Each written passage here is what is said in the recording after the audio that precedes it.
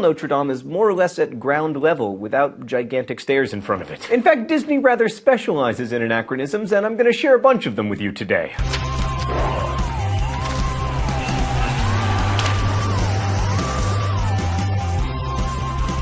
In Sleeping Beauty, Prince Philip tells his father, "You're living in the past. This is the 14th century." So we have a pretty good idea of when the film took place.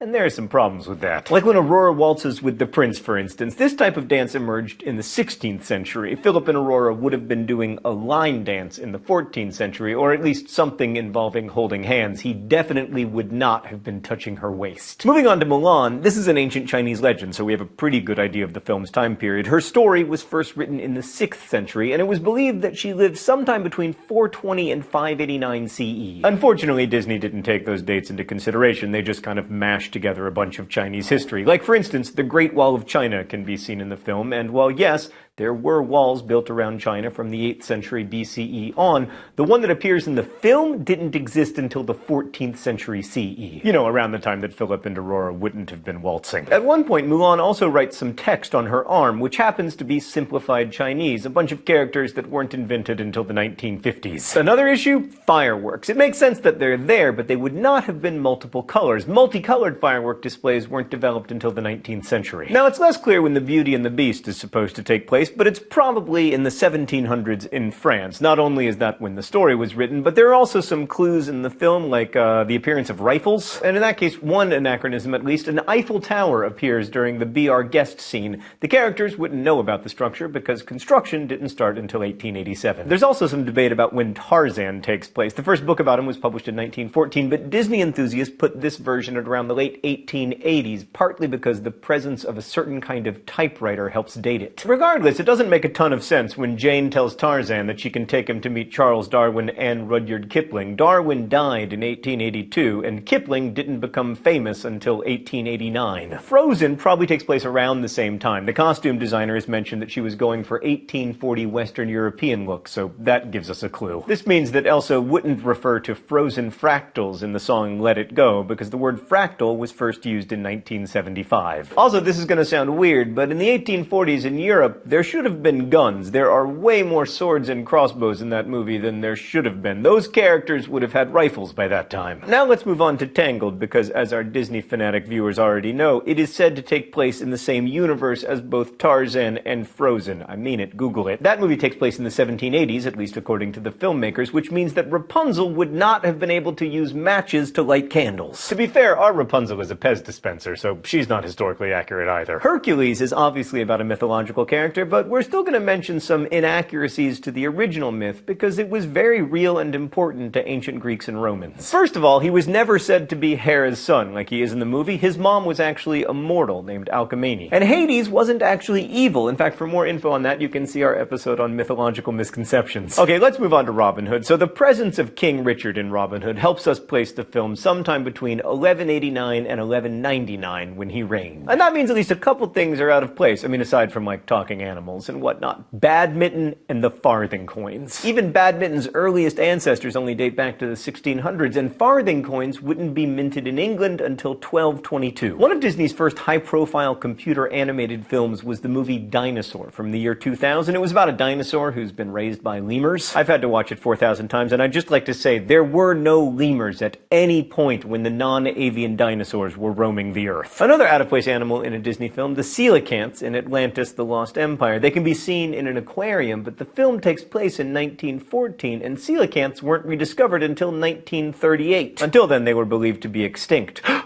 Just like the city of Atlantis. Maybe they did that on purpose. Those Disney people are geniuses. Jasmine's outfit in Aladdin would not happen. I mean, this film is estimated to take place sometime between the 4th and 7th century CE. She probably would have worn much looser clothing without her stomach showing. And because she was a princess, she'd probably have a veil. Now, to be fair, the movie has a ton of anachronisms. I mean, the genie references Jack Nicholson and the Marx Brothers, so many people theorize that the film actually takes place in a post-apocalyptic future. Which, come to think of it, is possible. possible for every movie. I mean, not just Disney movies, but maybe every movie is secretly set in a post-apocalyptic universe. Oh my god, maybe Metal Floss Video itself takes place in a post-apocalyptic world. Maybe I am living in the world after the apocalypse. Sorry, I got a little lost there. Back to being exceptionally hard on Disney movies. The opening of Pinocchio features a clasp-bound book version of the story. But the story was actually published in 1883 and probably takes place around then too. And of course, us bookbinding experts know that a book written that late in time would not have clasps. They were reserved by then only for Bibles and journals. Another hard-to-spot anachronism, 101 Dalmatians has a TV show within the movie moment starring an action hero dog named Thunderbolt, but it's sponsored by Canine Crunchies, a type of advertising that would have been against the rules in the UK at the time. Okay, we're gonna finish up with a couple movies that are actually based on true stories, like the 2013 live-action Disney film Saving Mr. Banks. A couple important corrections. Walt Disney and Mary Poppins author P.L. Travers did not ever visit Disneyland together. Travers had also essentially signed away the rights to her work to Disney in 1960 before she even met Walt Disney and before going to his studio. The film doesn't even start its story until 1961. That's when we see Disney try to convince her to sign the rights over, which she had already done. And while Travers did cry at the premiere of Mary Poppins, it was not for the reasons the film makes it seem, happiness and relief. According to the biography Mary Poppins, she wrote, The Life of P.L. Travers, she cried because it was still jarring to see the words Mary Poppins on screen, let alone her name in such tiny print. Another non-fictional person made into a practically fictional character, Pocahontas. The real woman went through a lot more turmoil than the movie portrays, and one thing that tends to shock people, she was only about 10 years old when John Smith came into her life. And finally, I returned to my salon to tell you that there was no romance between Pocahontas and John Smith either, you'll be glad to hear. She